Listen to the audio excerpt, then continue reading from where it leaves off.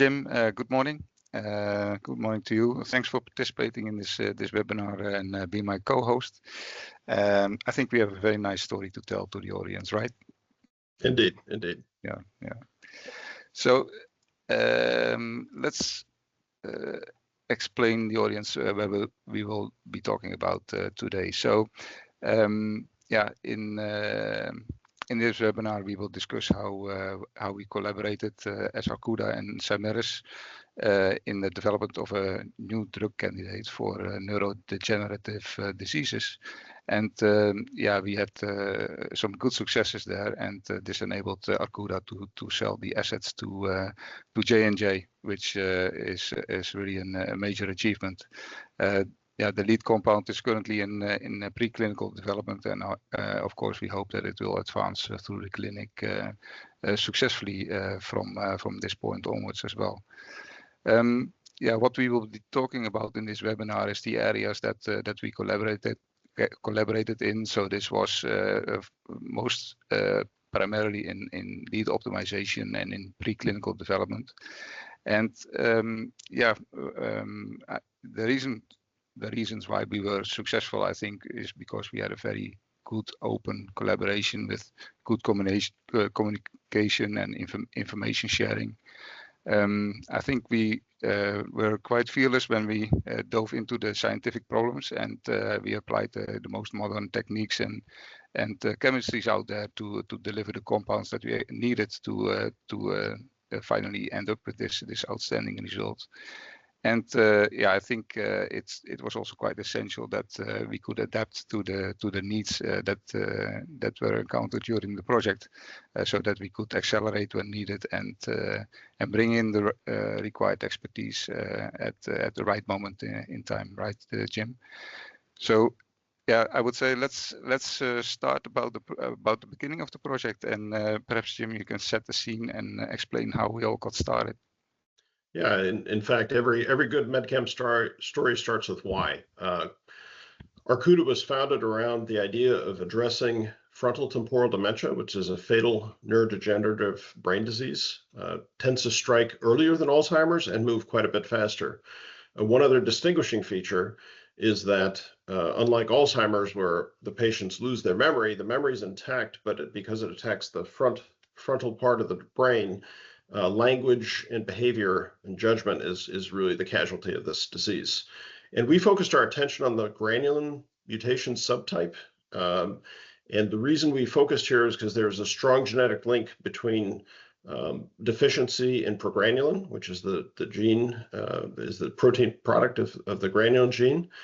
And what happens in the disease, if one defective copy of the gene is present in the patient, they make about half as much progranulin as is typically found in healthy patients. And the consequence of this is lysosomal dysfunction, as well as I mentioned, behavioral, language, and cognitive syndromes. In the news recently, the most recent high-profile sufferer of this disease was the actor Bruce Willis. So our hypothesis then, if you'll move ahead, Quran, is we looked at the fact that we have a deficiency in extracellular progranulin of 30 to 40%. And our hypothesis was if we could take this and move it back toward the healthy levels, we could address the disease. And this is an unmet disease at this stage. So big need in terms of finding a new therapeutic. From a small molecule perspective, the advantage of using a small molecule versus other approaches is, of course, since it's occurring in the brain, the small molecule has the best potential for brain penetration. So that leads us into the setup for how we found our initial starting point, which is shown on the next slide. So we did a phenotypic screen. As many of these are done, we used an annotative library of more than 3,000 compounds spanning 500 targets. Since the major production point of progranulin in the brain is the microglia, we used a BV2 cell culture, which is the mouse version of this resident immune cell. Counter screen was, of course, toxicity, cell viability, and we looked for molecules that could increase cellular progranulin, extracellular progranulin. And as positive controls, we had known mechanisms which we did not want to engage, so HDAC inhibition via SAHA or lysosomal alkalinization using baphlomycin A. These both showed up in the screen, And as a result of our campaign, we found this novel hit, which is a muscarinic receptor antagonist, which has, interaction with the muscarinic receptor has no known progranulin association. And it also did not have an effect on progranulin mRNA levels. So it's really not affecting transcription. So this was our starting point. If we move to the next slide, I'll talk about how we got to our first step. So this was a marketed product already, Jim, but indeed, it's used for overactive bladder, mainly in Japan. Solifenacin is its sort of name. And so used for an entirely different indication. I thought that right. was an overactive bladder. Indeed. Part. Yeah, it's in the periphery. Indeed. So if you look at solifenacin, which is the molecule on the left, you'll see it's got a modest activity in our cell. Being a basic molecule, obviously it's got a pretty strong hERG signal, and it's also a pretty potent muscarinic receptor antagonist. So with a few structural changes, one thing important to note is the right-hand side architecture was pretty much set. The only thing that we could do there was we did extensive SAR work and found that the parafluoro version was the most potent in terms of activity in our cell culture. As with most basic amines, there was a pretty strong hERG signal.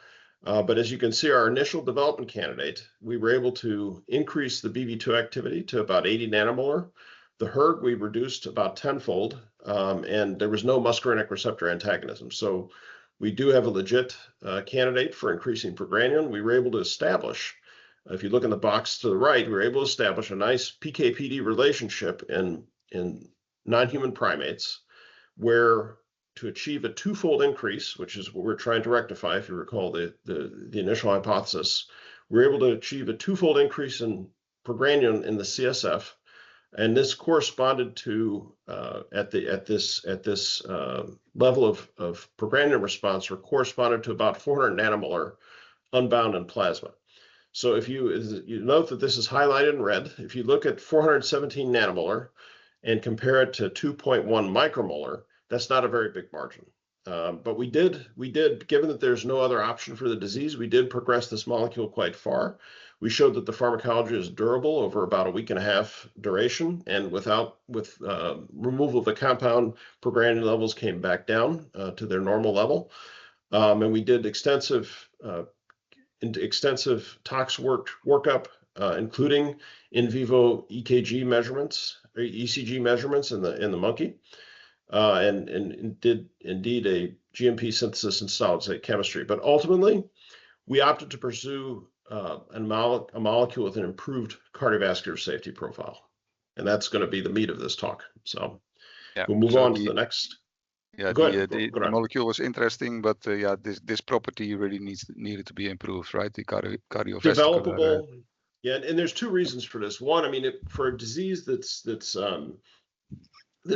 has no other treatment, I mean, any option's better than no option, because the people that have this mutation are going to get the disease, and they're going to die of the disease. So there's that. However, and I would say hERG activity is most common in marketed drugs, currently marketed drugs for antimalarials.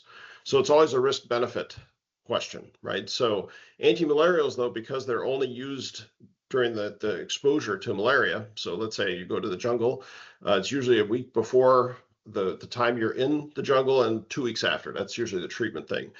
FTD being a neurodegenerative disease, this is going to be a lifetime treatment. So while it's maybe better than nothing, we felt we could do better than where we were with this molecule. Exactly. Yeah. So let's move on with the neurodegenerative diseases rather than malaria. Yes. So if we're treating malaria, we'd be fine, but for FTD, it's going to be a lifelong treatment. So we want to reduce the risk a bit. So one of the well-known points about blocking the hERG channel is that it's somewhat related to the basicity of the amine. And so what we tried was an approach to reduce the basicity. And among the things we tried to reduce it by the introduction of heteroatoms near the basic amine. So if you look at the two molecules on the far left, The top one was our first development candidate. What's interesting to note is that if you look at its BV2 activity, the two molecules, that and its isomer below, is pretty similar, but there's a relatively decent difference in the hERG activity. So in addition to pKa of the amine, there's also the possibility that the direction of the amine will be important. So if you look into the second column of compounds, these two were interesting in the sense that they don't have any chiral centers, though they do have stereochemistry. The only chiral center in the molecule is from the right-hand side, tetrahydroxyquinoline. And so what was interesting here is that these are pretty defined conformations. So if you look at the molecule on the top, 78 nanomolar, it's got a relatively strong hERG signal. If we look at the sort of anti-isomer below it, you'd see that there's a big change in the progranulin BV2 activity. So this gives us an indication that we could, first of all, from the first column, we know that we can adjust the hERG activity by the sort of overall three-dimensional structure. And we also can have an impact on BV2 activity the same way.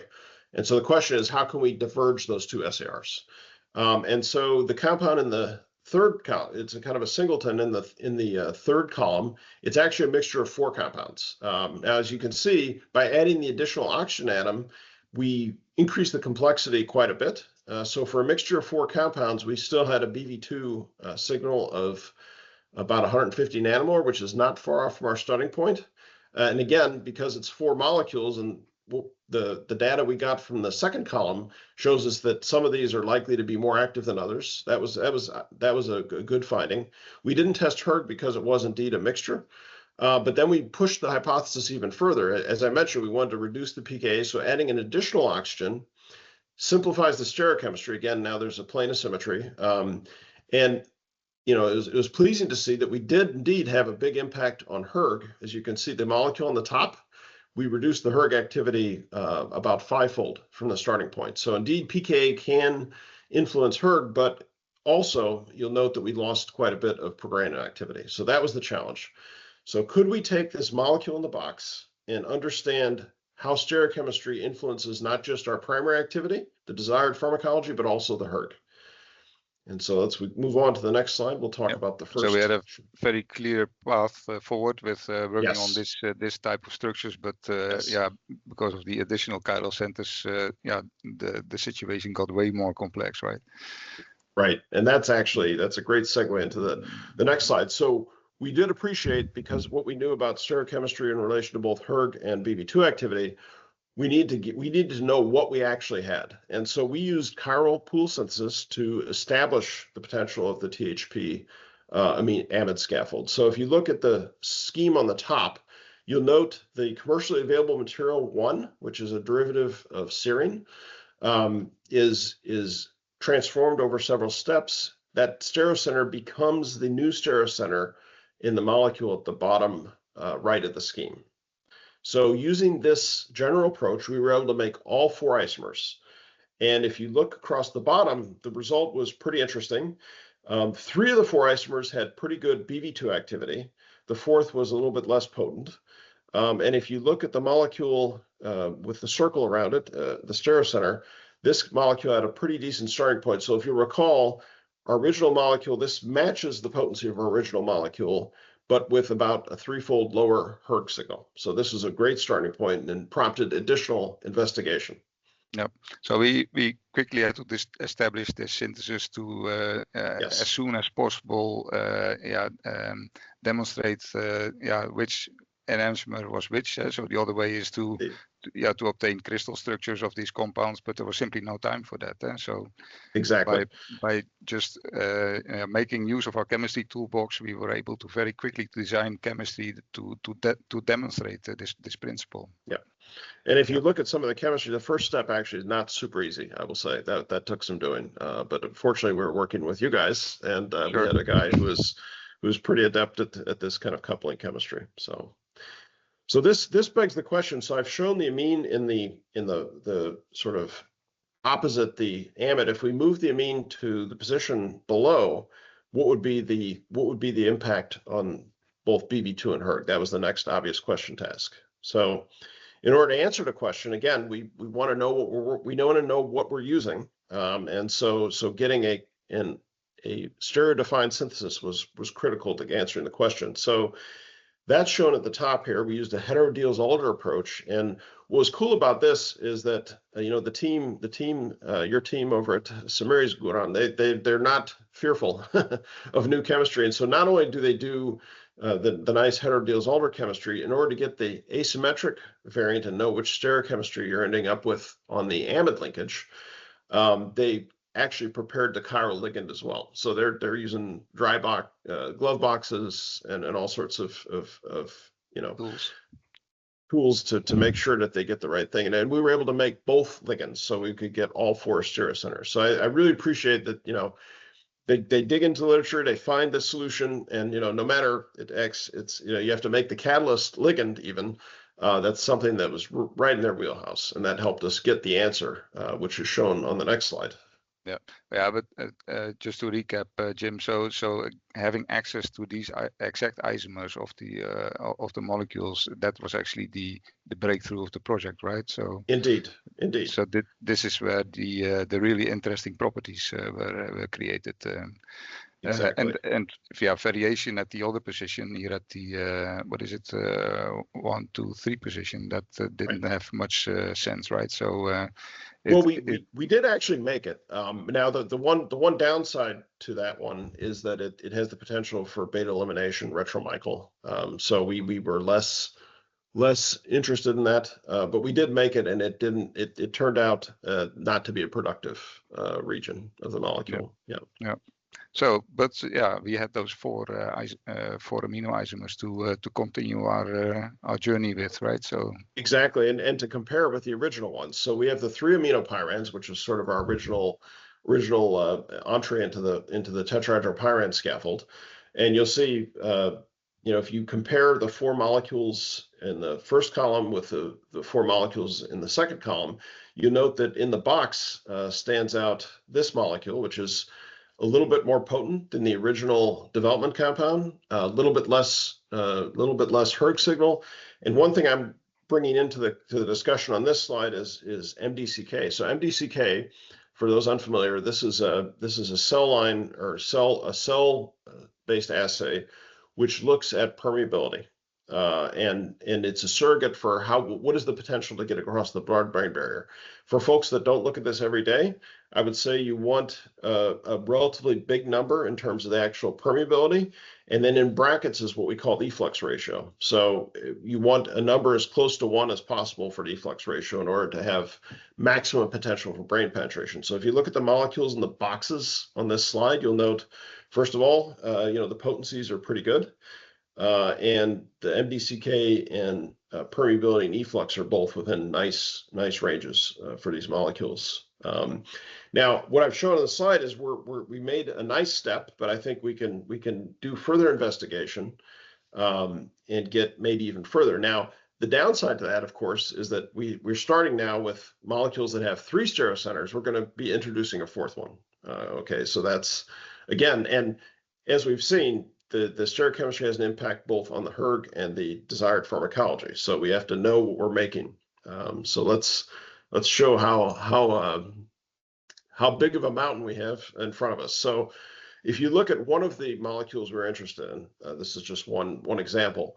There is a way to also establish it from chiral pool. But if you just look at the slide and the number of steps on the slide, the team made it, which was pretty impressive. And but it's a lot of steps if you're going to be making a bunch of different analogs. So while this was doable and this is a basically a total synthesis, and it starts from the sugar at the top.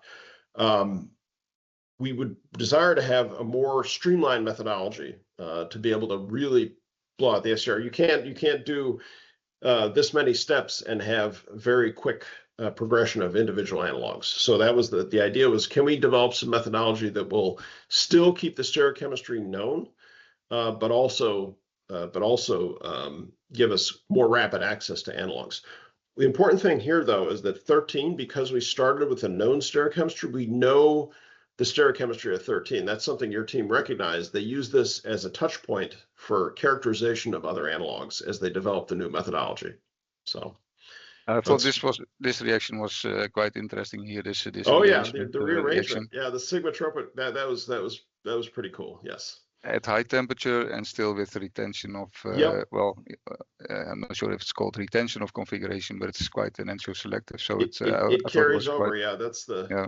I mean the one thing with sigmatropic rearrangements is they do a nice job with regard to maintaining the stereochemistry or transferring the stereochemistry to the new center. Yep. But yeah, when I look at this as a process chemist, yeah, you know, I see a lot of dirty chemistry and a lengthy synthesis. So it has to be shorter, not only for the scale up, but also for giving access to more molecules, right? Yep.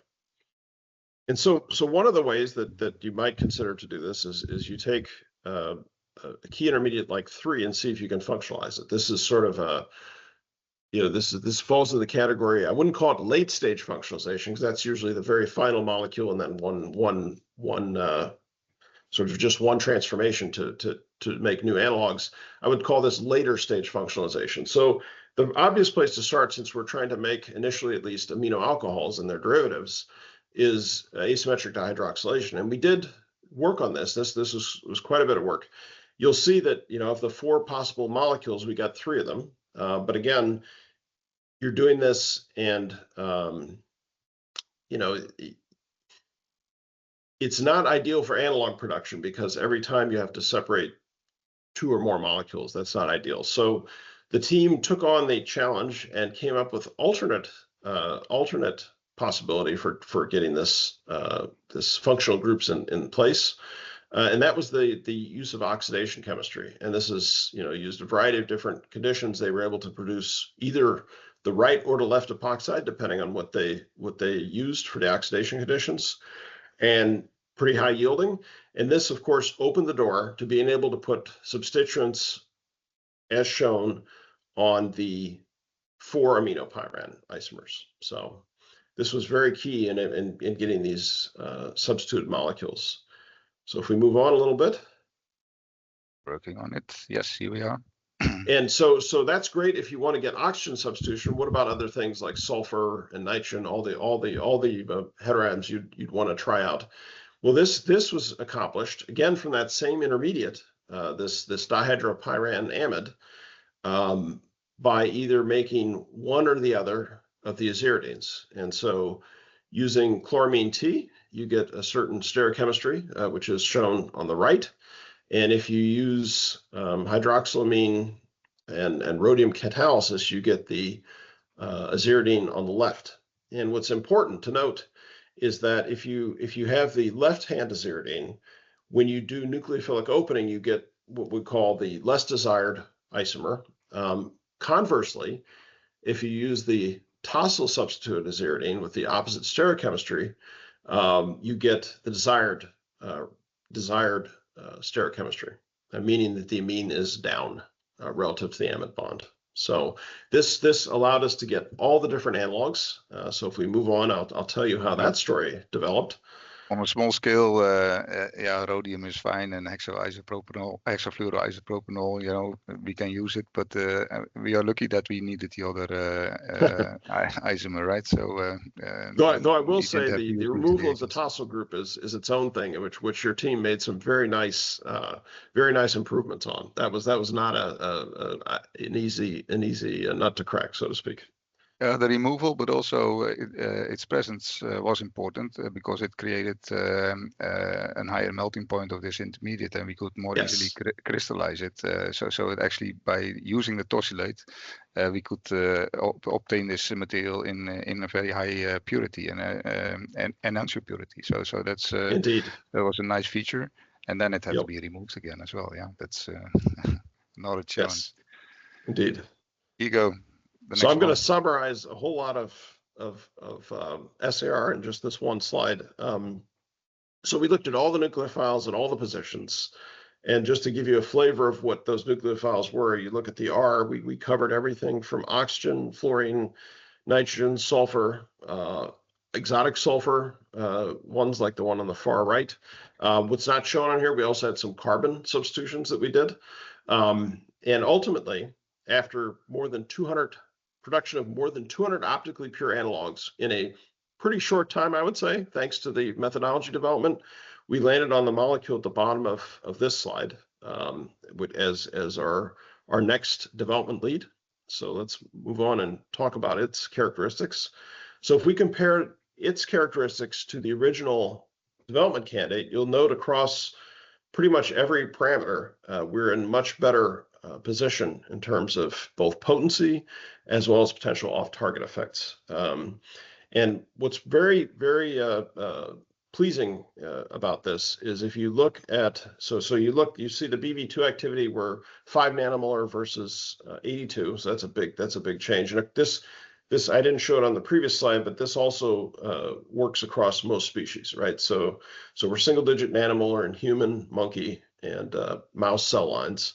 The hERG now is quite a bit less potent, and most importantly, if you look at the number hERG 9200 nanomolar for the IC50, if you look at the graph on the right, the PK/PD relationship to raise progranulin twofold at that key level of raising progranulin twofold, so normalizing the progranulin levels, we are only 90 nanomolar free in plasma. So that's a 100-fold margin with any hERG activity, which has made us a lot more comfortable than the previous results. So we really extensively characterized this, and in terms of tox, but also there was quite a bit of process research done, as well as some solid state chemistry. And I think that's maybe a good opportunity to hand it over to you, Goran, to talk about when it lands in the development shop, what are all the things that we need to consider? Yeah, indeed. So thanks, Jim. So to summarize the lead optimization phase of this program, we actually started with a compound that was not related to the application that we were aiming for neurodegenerative diseases, but it did show some activity. This was transformed in a new development candidate, which was further optimized with all the chemistry that we applied, all the complexity, and the avalanche of chemistry methods that we applied to end up with this much improved new development candidate. And that was the basis, of course, for the continuation of the work and to deliver a clinical candidate of which a structure we cannot disclose, unfortunately. To summarize, we were working on this with quite a significant team, but not a constant team all the time. So we really at certain moments in a project, we were adding chemists, adding teams, adding expertise at the moments that was needed. So over the course of time, a number of compounds have been scaled up to a larger scale, and that's also when the process chemists got involved as well. So flexible in adding resources, in adding expertise, and in the end, together with the Acura team, deliver successful a new clinical candidate. And the collaboration was, of course, so pleasant that it really felt like we were working for the same company, right, Jim? That's one of the truisms of biotech, right? In a big company, you've got a huge team spanning all kinds of expertise. In biotech, you really leverage all the external resources you can. And, that can go a lot of different ways. And I think we were fortunate to work with Samiris because, as Goran said, we really function as a single team. There was no barrier to communication. There was a lot of trust involved. And, for example, in a medchem campaign, one of the things, your biology colleagues say, when am I going to get some new compounds? Well, sometimes you need to work out the chemistry to be able to produce the right compounds, not just a lot of compounds. So that's a very important element. Yeah. You get the analogy with the ketchup bottle. So you have to shake it a lot, and then suddenly a lot of new compounds come out, right? So, yeah. And in any case, so we are now, ending up in a slightly different situation, in a more like an early development stage, and then also the objectives are a bit different. So the objective of the lead optimization stage is to deliver new candidates that should be tested further, and taken forward towards clinical trials. And in early development, we are actually preparing for going into a clinical trial. So first of all, the chemistry that we have applied so far was really aimed at making those structures on small scale as quickly as possible, and to test these compounds in a laboratory setting. But in this next stage, we will need to test these compounds in a clinical setting, and that gives different requirements. So first of all, the compounds need to be prepared on a larger scale. They also need to be prepared to enable a certain quality control, a quality regime. It needs to be tested in humans, so you need to have control over the molecule itself, but also about the impurities that are formed in the product as well.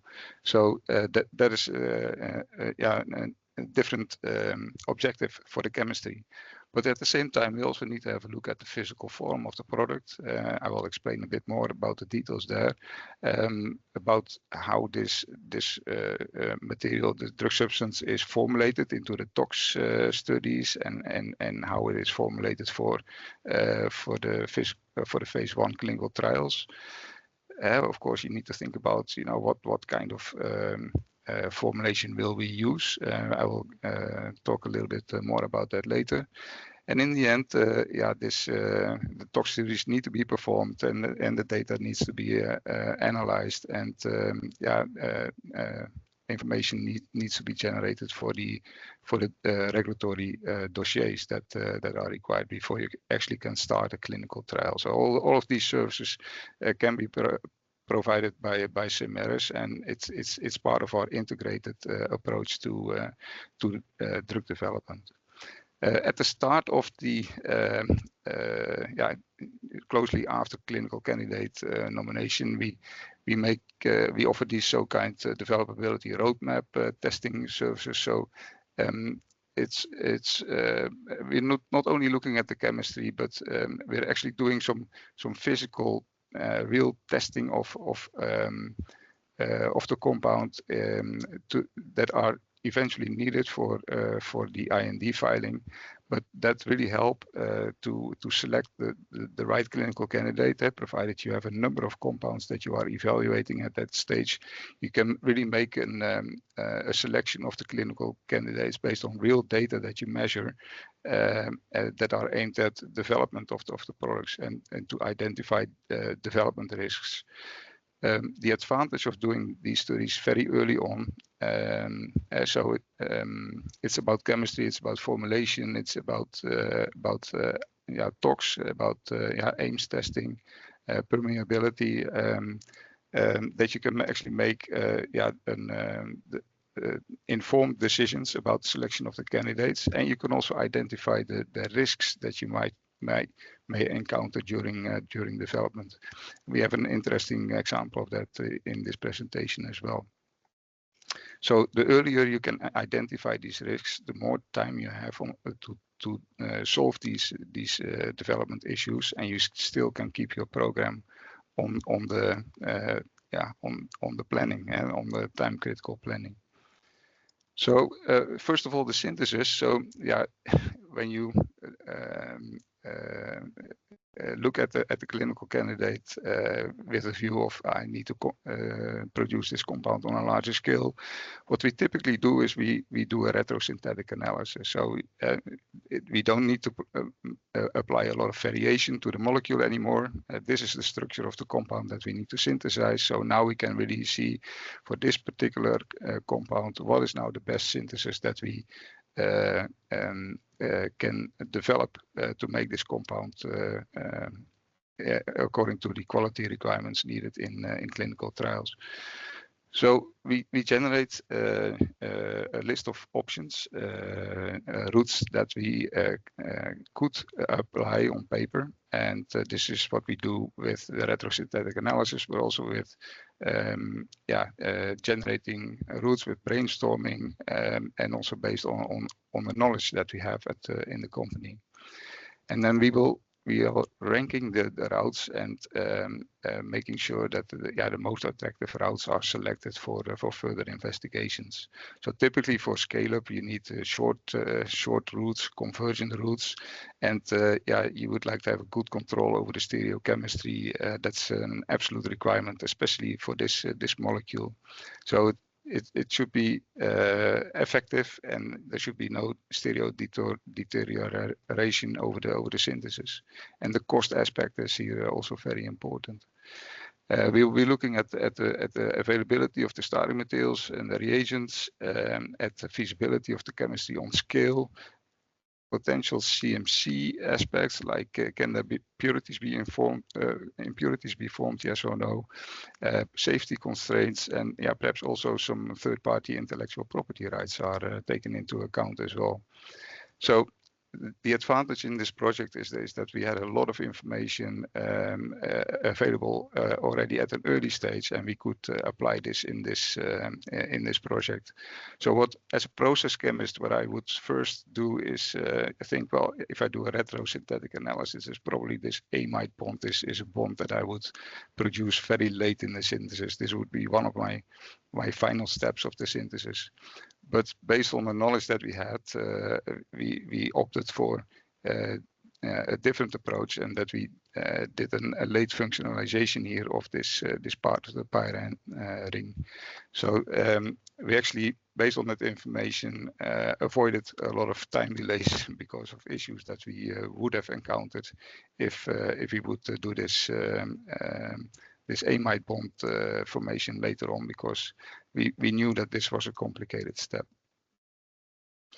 A very other important part of the early development stage is to understand the crystalline of the solid state properties of the compound.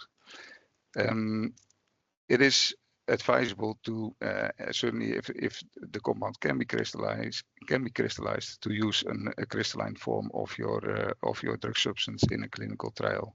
There are a number of advantages for that. So the drug substance is more stable. You have a better control over the purity of the compound, and perhaps also other specifications like the solvent residues, etc., of other impurities there. Crystalline solids are typically more easy to handle during the manufacturing of the drug substance itself, but also during the manufacturing of the drug product. And it will give more consistency in results, and also in tox results, in clinical results. And moreover, the regulatories nowadays expect that you have a good control over your crystalline form if you are working with a small molecule that can be crystallized. So there are several crystal forms that of a compound may exist in several crystal forms, and this is until now quite unpredictable if a compound is polymorphic or it exists in a single crystal structure. So we typically first evaluate a lot of if a compound can form salts with pharmaceutically acceptable anions. Or co-crystals. It's a bit exotic, but it happens that we identify some co-crystals of compounds, and perhaps some sulfates or hydrates could be of interest as well. Although typically we will not opt for any sulfates when we select a solid form. So it's really essential to screen out this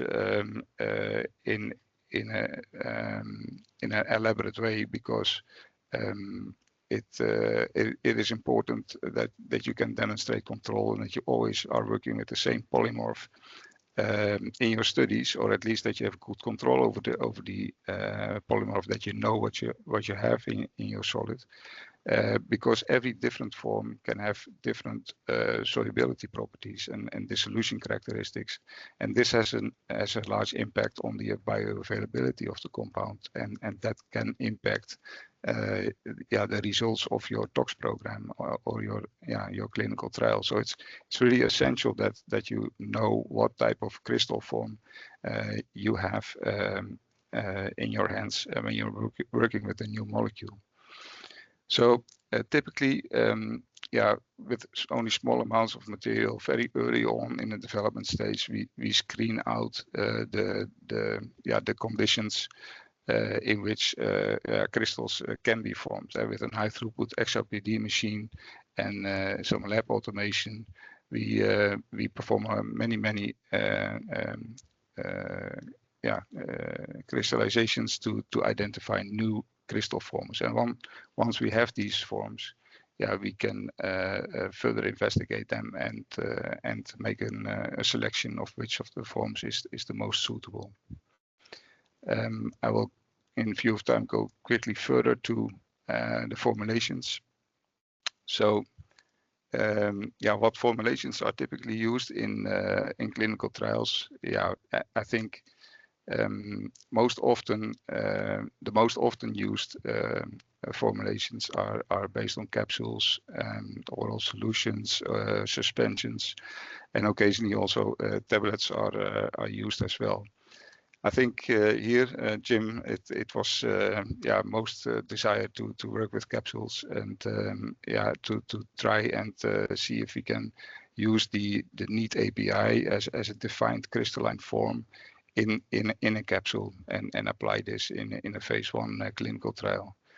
The advantage is it gives a lot of flexibility, right? So we were when you get to the stage where you're considering the start of a clinical trial, you really have to make sure that the people that are going to be administering the pills have an easy path as possible, and this gives a lot of flexibility in terms of the dose. So our CMO at the time, she was very keen to have a lot of flexibility there, and that's exactly what the capsules give us. So.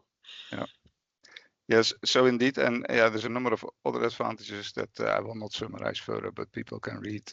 So it's really it was chosen to be the formulation to be used in the clinical trials, and then of course you need an API that dissolves fast. And in this particular case, we were working with molecules that had a very good solubility. So you actually would expect, with such a soluble molecule, you would have a very fast dissolution and an immediate bioavailability. But that turned out to be problematic. And this was one of the developability risks that you encounter when you are looking for it early on in the program. So we had sufficient time to look at dilution or a formulation of the API into a capsule. So we tested a number of commonly used formulations based on the excipients that are listed here in this overview. And luckily we were, luckily it's kind of a counted. We were aiming for that luck, of course. We found a formulation that gave an almost immediate dissolution of the API. So we used the formulation in a capsule to resolve that issue. There were many other options, but these are, of course, not that ideal. And I think that's also the message that I want to send in this webinar. If you are identifying risks early, you're able to find an elegant solution that is, in the end, it looks like quite simple and logical. And if you are not in time, you may have to, it affords more stress, and you may also consider other more difficult to use methods increase the bioavailability, such as reducing the particle size with milling or micronization, or perhaps even go to amorphous forms that have a lot of disadvantages when you go forward in your early development. So yeah, also that part of the program was, I think, an interesting result as well. And that's one thing I will say is that they, being able to move fast is sometimes a function of investing early, right? Because if you wait until the last moment to figure out that you have a rated solution problem, you won't have time to meet your timelines. Yeah. So. Yeah, indeed. So that's I think what we wanted to summarize here as well on this slide. In concluding, so this is the end of the webinar. In conclusion, I think we were together successful in producing a new clinical candidate against this very awful disease, and we were able to leverage our joint knowledge and know-how, and we were able to apply a wide range of chemistries to make the compounds that we needed, and gave access to this new clinical candidate.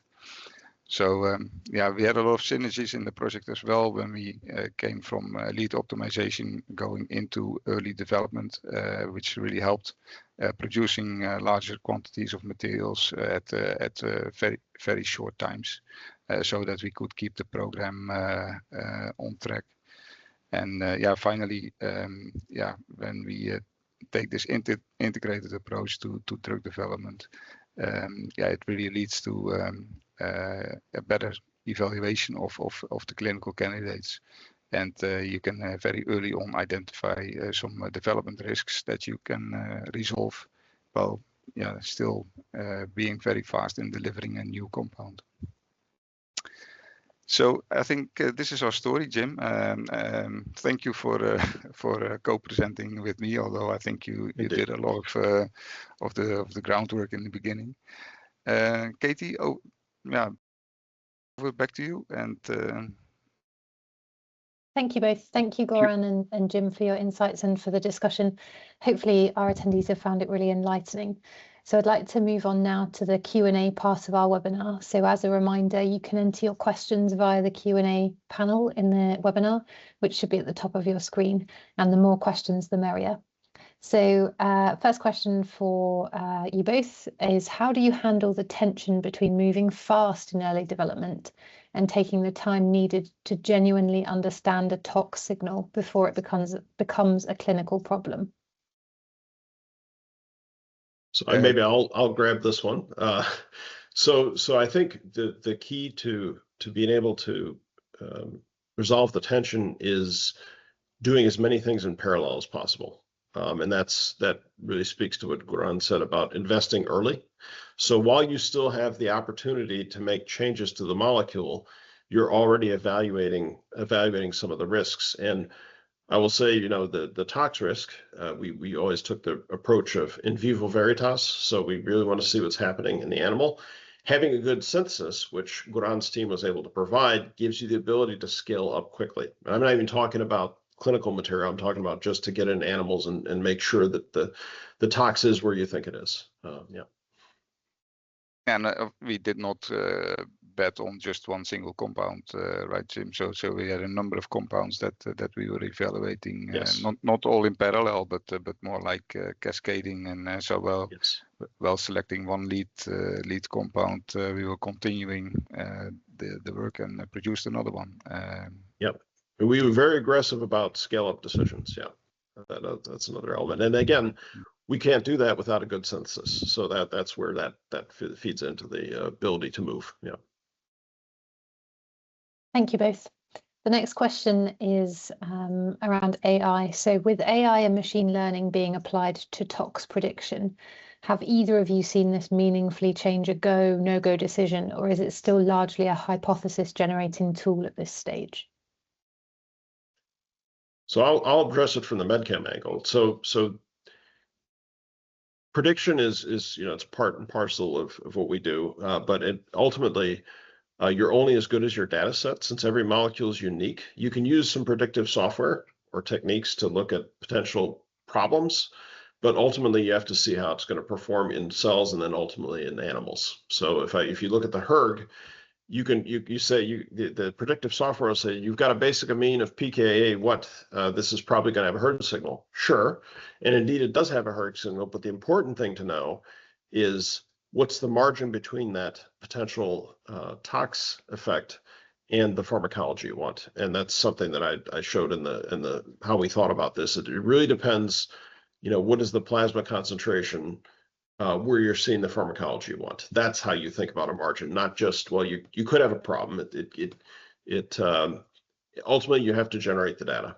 That's where I stand on this. Yeah.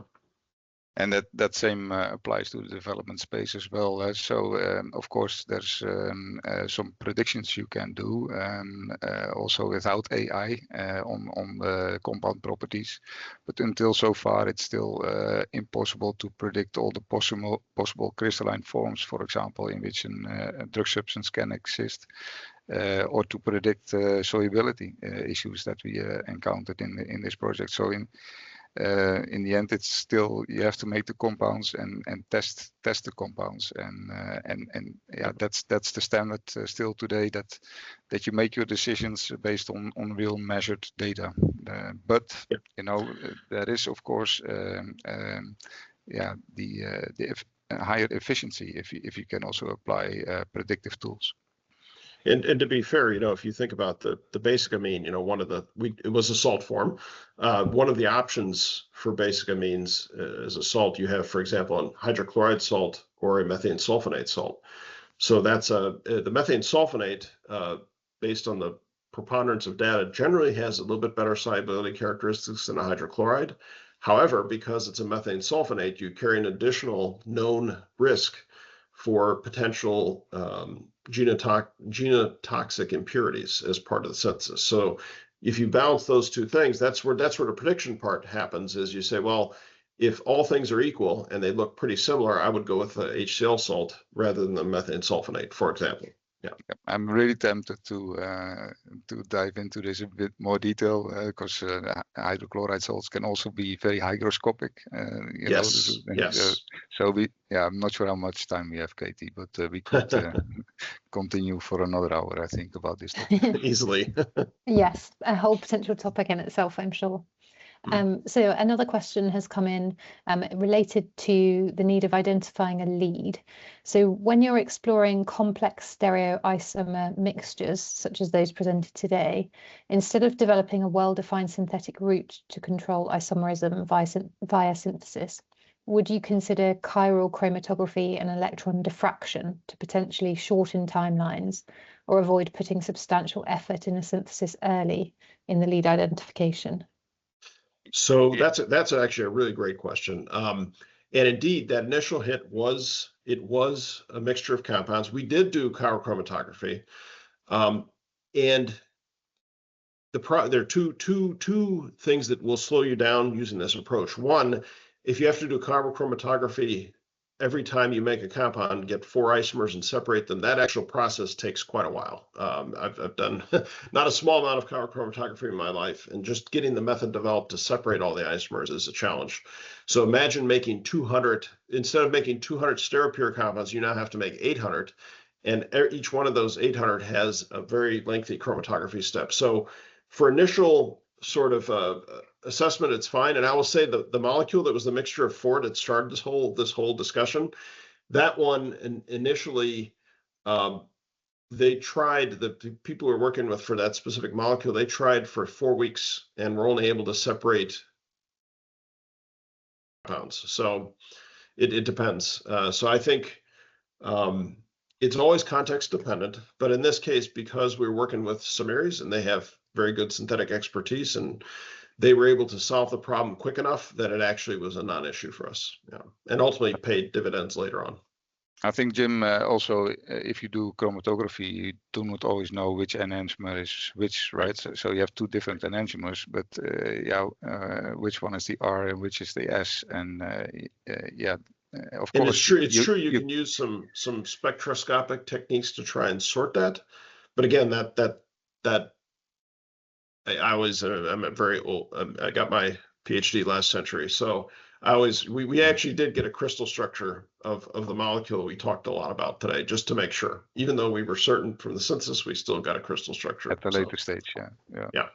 No, but So, I think identification of the compound was in this project really essential, because then we really know what the new starting point for the SAR would be. yes. So this was really important to know that this exactly what stereoisomer we were working with.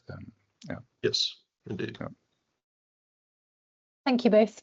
Well, In the interest of time, that concludes today's webinar, and I'd really like to take time to thank you both for your input and your efforts, and for sharing your knowledge with the rest of the community, as well as thanking all of our participants for making the time to attend today. And we hope to see you again soon. Thank you. Indeed. Thanks, guys. thank you all. Bye-bye. Bye-bye.